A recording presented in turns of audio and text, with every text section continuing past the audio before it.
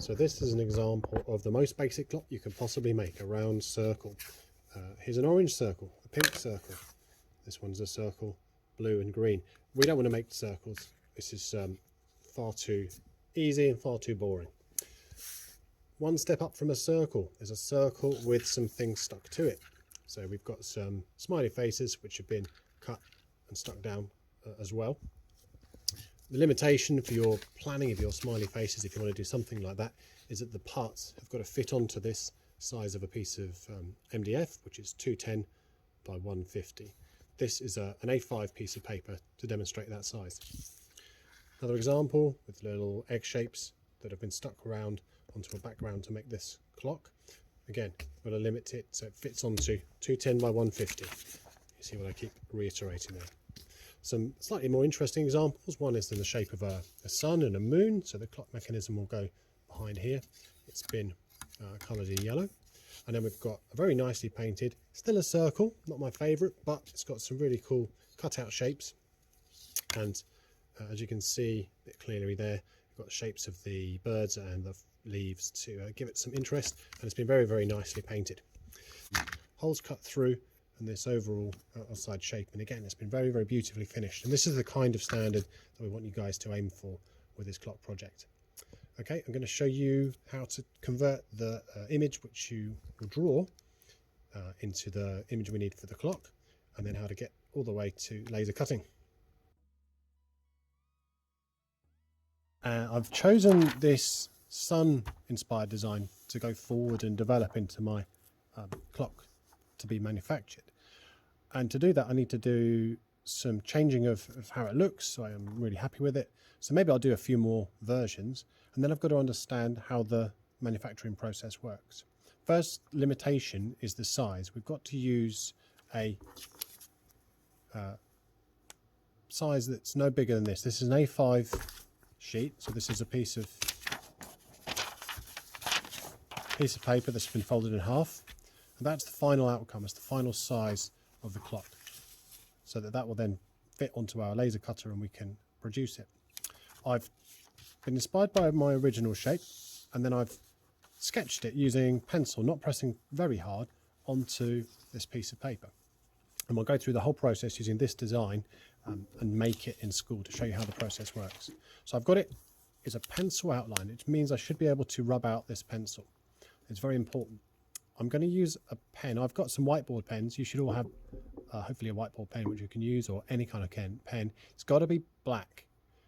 Really, really dark blue might work, but basically we're going to create a black and white image, and it's got to be an outline image where the outline of the lines is what gets cut. It's really important to make the lines thick. Thin little lines will be really hard for our laser cutter to understand, and for our teachers to understand when they work on it. So I'll do this and probably speed it up in the video. I'm going to go around the outline, and then I'm going to create the internal cuts. Okay.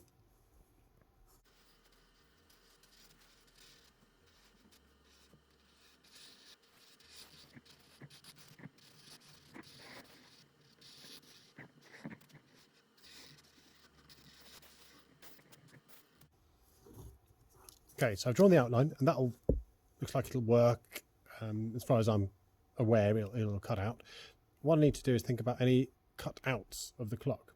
So like this example, this is a circle and it's had these bird shapes cut from it. So I need to outline anything that's going to be cut to make the clock more interesting. And I've planned out a few sort of little wisps of flame up inside the 3, 6, 9 and 12 sections. I can see there's a bit of a error here. It's not very straight, so maybe I'm going to smarten it up with a ruler. Okay. Now I'm going to add that.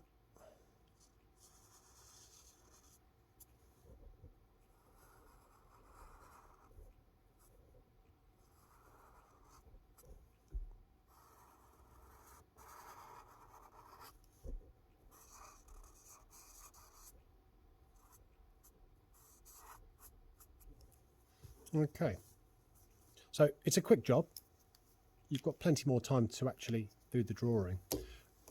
But what I'm going to do now is to rub out all of these pencil lines so that it's just plain black and white image with nice thick borders. These lines are about 5mm thick. That's like the width, and they're dense black lines. It's really important because that's how the program picks up the edges when we transfer it over to the laser machine.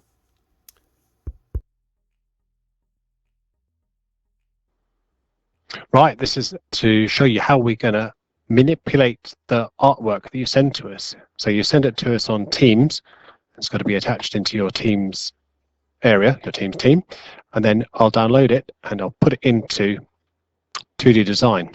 We're going to do this at school. I've got two examples. One is the one that I've created with its thick black lines, and one is just an example of what it would look like if you only did it in pencil. So the pencil one to start with, we'd have to first of all change it to a black and white image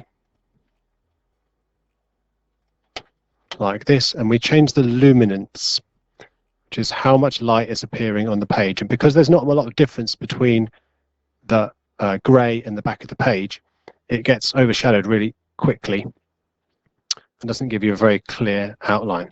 So I'll continue with this one and show you, and then I'll do this one, which has got the nice thick black lines. Okay, and then we go bitmaps, set to black and white. Okay, so that's quite a lot clearer than that one. The next stage, I've got to convert the thick lines into thin lines that can be laser cut. So I'm going to copy these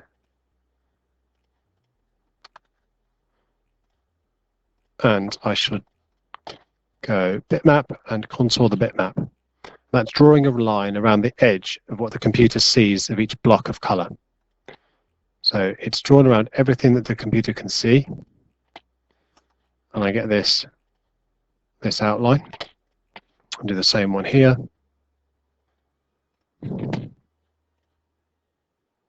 And I've got my evolving result there. Now, it doesn't look awful, but it doesn't look like the original image. And as you can imagine, where if we try and cut all of these wiggly lines out, where there's a break in the line, when the laser goes through there, it'll stop, move over, and stop and move over. It means that all of the parts will just sort of fall apart, and it needs a lot of editing to make it worth trying to cut it. What I would normally do is try and remove the interior parts, but they're too joined up. Okay, so they're complete shapes. When I compare that to the other one with the thick outer line, I can explode this one and just select all of the inside drawing, delete it, and you can see I've got the outline which can be laser cut. I can tidy up the odd error, the odd little idiosyncrasy, but basically now I've got a shape which I can go forward to the laser. I'll add to it the hole in the center for the clock mechanism, and that's going to be a circle radius 8mm, and the overall dimension is going to be to fit onto that size of A5, which is 210 by 150mm. So from here, I'll take my design. I'm going to put it on a fresh sheet, and I've got to export this as a DXF file. It's a drawing exchange file. So I've got to create my artwork. All of these are going to be cut all the way through, so they're all going to be the same color, in this case black. So I'll end up with a shape with an outline and a little wiggly worms, which are going to be cut all the way through, and a hole in the center. I'm going to say export that file as a drawing exchange file, which is this one. I'm going to go clock design test, and then I'll put the today's date on, 15th of Jan. Okay, and I'm going to put it, in this case, I'll put it straight into the laser cutter. So we've got a direct access here at school. You guys obviously sending your work to me, but I'll then put it into the laser cutter, which is in the shared area and in design technology laser. And we'll go with year 9, and we've got our clock design test. Okay, the video will change and I'll go over to the laser cutter and show you how we create this masterpiece.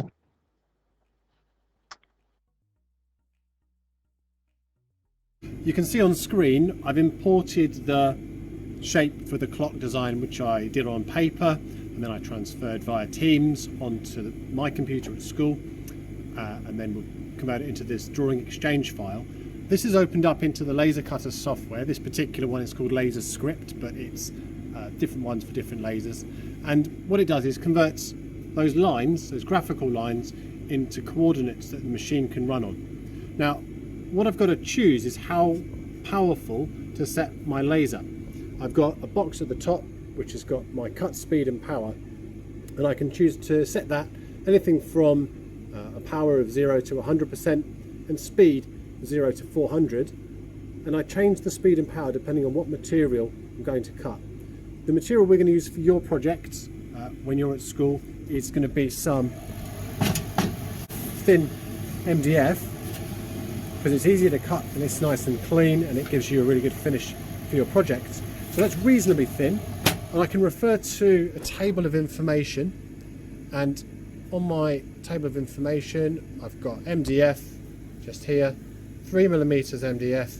It says to cut, it's just the cutting, between 5 and 12% speed and 98% power. So I look at my board there and it's already set up at 8% speed and 98% power, so I'm going to give that a try. I've got my design on screen. I'm going to check it's the right size, and as I said, your products, your designs have got to be within an A5 sheet so that we don't run out of time. This gives me an idea. I've got 140 by 110. I know that's within the right tolerance, and I'm going to send it through to the laser cutter using my download tool and download it. It sends the information via USB, in this case, over to the laser cutter. Okay, so I'm going to press escape, set the recent job. I've got my laser. That's just a red dot, that's just sighting dot to show where it's going to start cutting. I've got to make sure it's at the correct height above the laser sped surface. So this is a block that's cut at 41mm, and it interface, you line it up with this little tag, make it 41mm, and check that the focus is correct. Material, I'm going to press the test button, that one,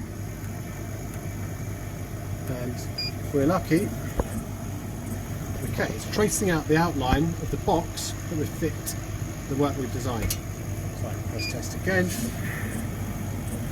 Okay, I'm happy that's safe. It looks about the right size. Looks like it's all going to go. I'm going to shut the lid. The lid's got a special interlock on it, a special magnet that tells the laser not to fire when it's open. So once it's put down, it becomes more dangerous. I've got a yellow shield to protect from any laser that might be reflected back into the classroom into my eyes. So I've got a yellow piece of plastic in the way. I've got an extractor coming out the back of the machine, which is very important, because when we put the laser through, let's press start and get it going. Okay, so when we're firing the laser, it's vaporizing this MDF, and the dust is going up into the air, and we would breathe it all in. We don't want that, so what we'll end up with is the extractor sucking the dust and putting it out the top of the screw.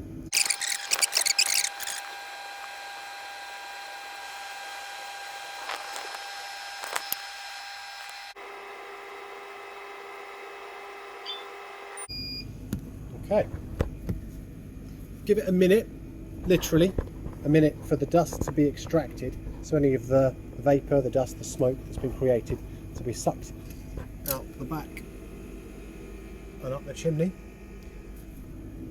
And once we think the coast is clear, we can carefully raise the lid without knocking the laser, take our work out.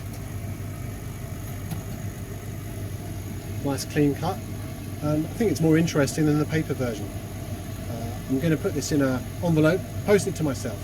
Well, no I won't, but I'll post yours to you, and then we'll be able to add decoration, colour, paint, and when we get back to school, bring it in and put the clock mechanism into the centre. Okay, thanks for watching.